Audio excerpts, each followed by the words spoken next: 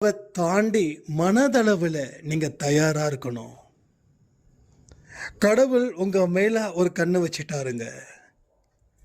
திரும்பவும் சொல்றேன், விதியால எழுதப்பட்டதா மதியால சரி பண்ண முடியுமா?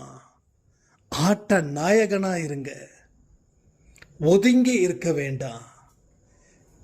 நீங்க உங்க வாழ்க்கையை சரி பண்ணுவதற்கு இது சரியான காலம். இந்த நேரத்தில் ஒதுங்கி இருந்தீங்கன்னா கடைசி வரைக்கும் ஒதுங்கி இருந்துக்கிட்டே வாழ்க்கையை முடிச்சிடுவீங்க.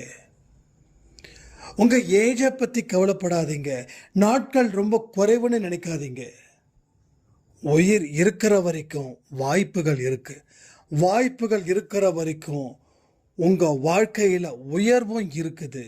அந்த வாய்ப்பு தான் இனி வரக்கூடிய அந்த 7 நாட்களும்.